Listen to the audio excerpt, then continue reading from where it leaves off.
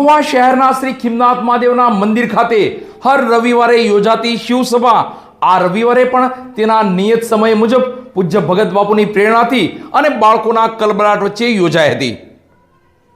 પવિત્ર શ્રાવણ માસથી શરૂ થયેલ શિવસભા આ પવિત્ર શ્રાવણ માસે 2 વર્ષ પૂર્ણ કરશે। ત્યારે પવિત્ર શ્રાવણ માસ દરમિયાન શિવસભા દરમિયાન વિશેષ આયોજનો થનાર છે।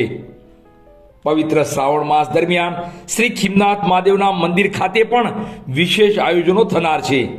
તેને લઈ પૂજ્ય ભગત બાપુએ તેના વિશે વાતો જણાવી હતી। તો સેવક ભાઈઓ બહેનોએ પણ પવિત્ર શ્રાવણ માસની વિશેષ ધાર્મિક વાતો શિવ છોરુને જણાવી હતી। તો ભગવાન શિવના અવતાર, તેમની આંખો, તેમના જીવન ચરિત્ર વિશે વિશેષ અને ખાસ ધાર્મિક વાતો આજની શિવસભામાં સેવક ભાઈઓ બહેનોએ જણાવી હતી। શિવ છોરુ એટલે કે બાળકોનો શિવસભામાં આવવાના પ્રેમને લઈ પૂજ્ય ભગત બાપુએ રાજીપો વ્યક્ત કર્યો હતો। હર શિવસભામાં નિમિત્ત માત્ર મનોરથી દ્વારા શિવ છોરો માટે પ્રસાદીની સુંદર વ્યવસ્થા કરાતી હોય છે।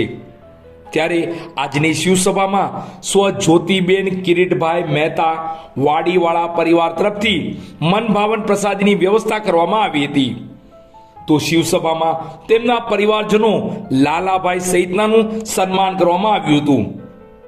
તો બાળકોએ પણ શિવના ફળિયામાં શાંતિથી બેસીને પ્રસાદી ગ્રહણ કરી આનંદિત થઈ ઉઠ્યા હતા।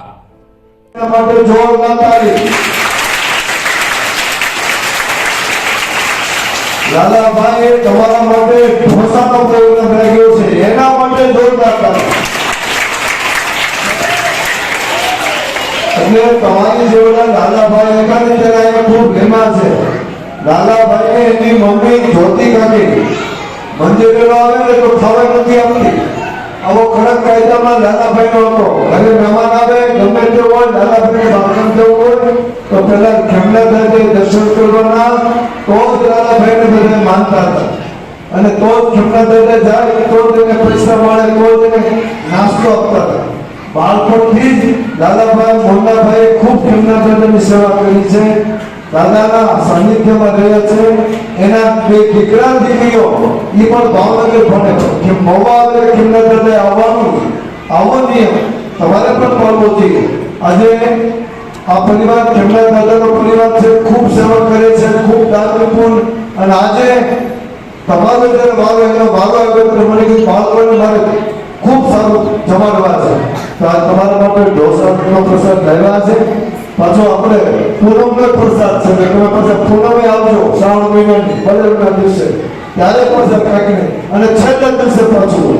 એટલે બધા બાળકો શિવ સમયે તો આખો મહિનો આવવાનું, ગામ આવે કે ન આવે તમે જ આવવાનું, ફરજિયાત આવવાનું।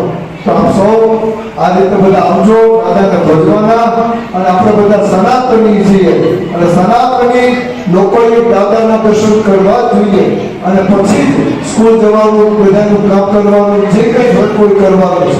તો આજે અમે થોડી ઘણી સંખ્યાઓ ઘટી છે, પણ આવતા રવિવારે પાછી સંખ્યા વધી જાય અને સુચારુ રીતે પાછું આપણી રફતાર પકડાઈ જાય એવા તમામ મિત્રોને, બધી ફ્રેન્ડોને ખાસ કહેજો।